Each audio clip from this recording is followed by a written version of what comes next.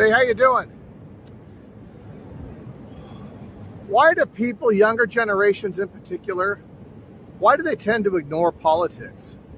And, when I was younger, I tended to try to ignore them too. But I did have a basic understanding of how things worked and how the government worked. And I think there's a lot less of that being taught these days. And it's evident in the numbers, Politics is boring. It's, people, they're not interested in it. Who wants to watch a couple pundits on these ridiculous TV shows screaming at each other over a bunch of crap? So it's basically a turnoff. But at the end of the day, man, it's important to keep this system afloat. It matters. And, whatever happened to civics in high school? I went to high school in the late 70s, early 80s, and we were taught civics. And it was the fundamentals, we didn't come out of there knowing everything, but we had a basic, grasp on government and voting and how things work.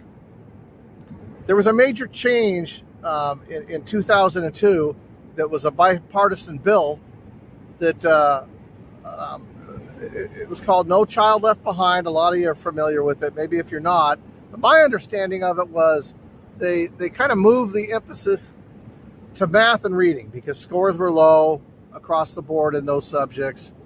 And what it really did is if schools didn't perform to a certain standard in math and English, they ran the risk of having their funding cut. Okay? So that's my interpretation of it. And so obviously schools don't want that. And so they made other subjects less of a priority. And I think civics was just kind of the sacrificial lamb, so to speak, and it kind of got pushed to the background. And, so by the way, I'm not trying to say young people don't know, politics and don't participate. And there's a lot of young, bright minds that know way more about this stuff than I'll ever know. But generally speaking, there's kind of a get out of jail free card where people just don't want to participate in it. And I understand, but, when we're born in this country, we're born into a social contract.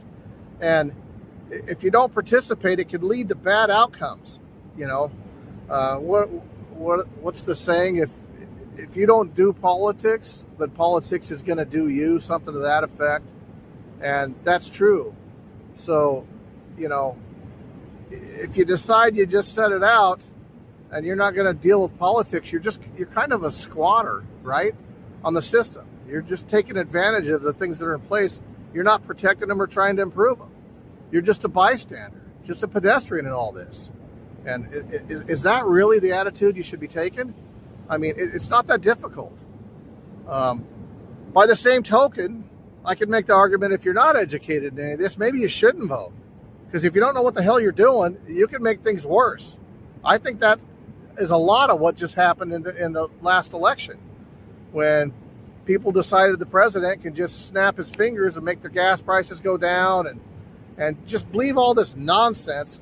I think they just made a vote based on that because they don't know, and I think when young people too, when they don't participate in politics and don't know really fundamentally how things work, I think maybe it leaves a void, right?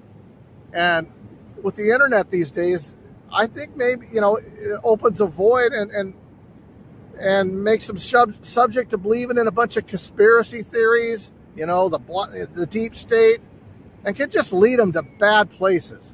And had they known just the fundamentals of how shit works, they might have avoided that.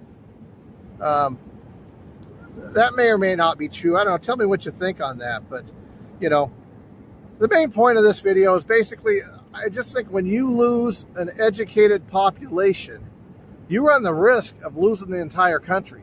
And that's kind of where we're at. And by the way, billionaires love this. And that's kind of the theme of my channel. Billionaires love people not being educated. They love people at each other's throats. It's a distraction. So when we're not paying attention, they can just screw us out of more money. So they can buy another fucking yacht or whatever they do. But anyway, somehow, if we can get through this, this next election cycle, and we can get some sort of a semblance of a country back, I think that I don't know how big of a priority it is, but it's definitely important to get civics back in schools and teach young people how the country is supposed to work. Anyway, that's about all I got on that for now. But anyway, hope you guys have a good day. If you like the video, give me a thumbs up or subscribe. So anyway, I'll talk to you soon. Thanks. Have a good one.